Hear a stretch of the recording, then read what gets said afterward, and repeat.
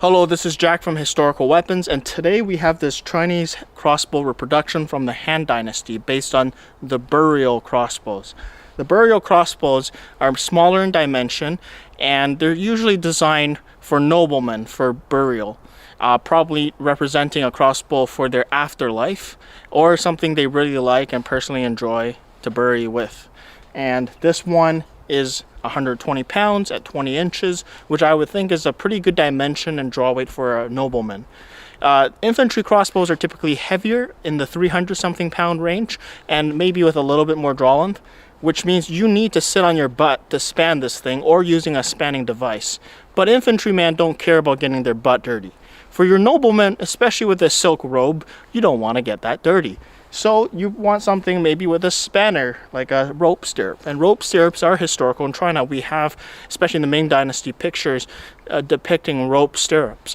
Now, this way you don't get your robes dirty. Now, in the context of horseback or chariot warfare, it's more likely that noblemen are on horseback or on chariot. And a smaller crossbow is better in the context of chariot and horseback warfare as well.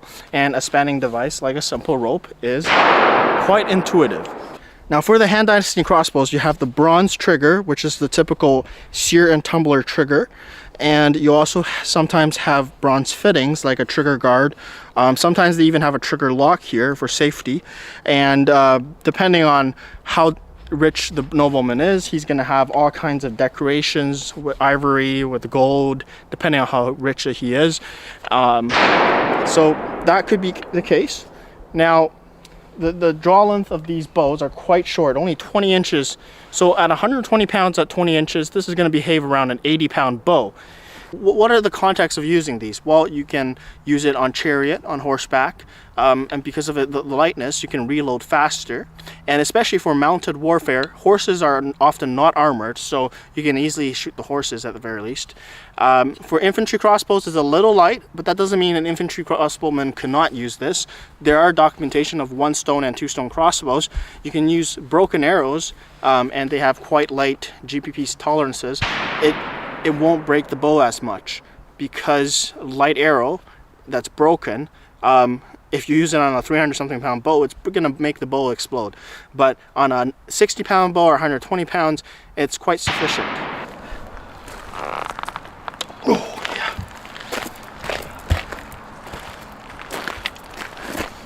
Ready?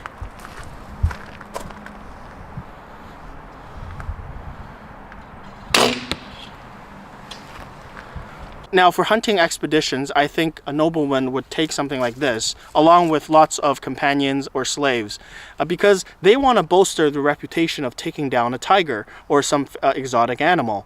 And that's going to bolster their reputation and renown. And of course, you're going to have other folks with you to actually do the hunting, but you're going to carry a crossbow yourself, of course. If you miss, your companions can shoot as well. And maybe with 20 men shooting at one tiger, the tiger's screwed. So I don't think that the nobleman would be hunting by himself. He probably have a bunch of companions, slaves that do the actual protection, and he's the one pulling the trigger. If he misses, well, his friends can do it for him. Now, I don't think peasants would be using these because crossbow triggers are highly regulated. Crossbows themselves are highly regulated in the Han Empire, and armor as well. It's basically a death sentence to carry lots of crossbows with you because it instigates rebellions. So then, but noblemen are kind of an exception because they kind of own the land of that region, so they don't have to tell anybody if they own crossbows. Plus, they can use crossbows from the garrison. What the people in power do is much more flexible in comparison to a peasants owning these crossbows.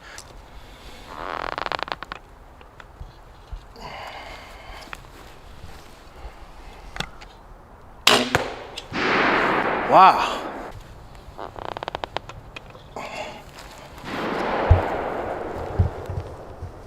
Ready? Yeah. Ready? Yeah.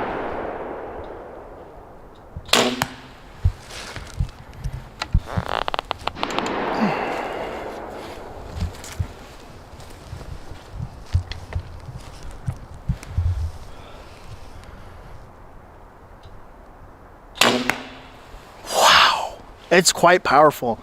even though it's 120 pounds at 20 inches, it's behaving like an 80-pound vertical bow, like 80 pound at 30 inches or maybe 80 pound at 20 inches. That's the kind of performance it's getting.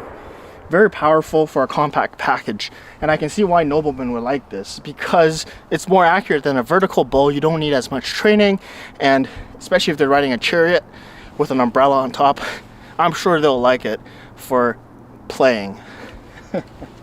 I would hunt a tiger with this along with 20 men doing the actual shooting.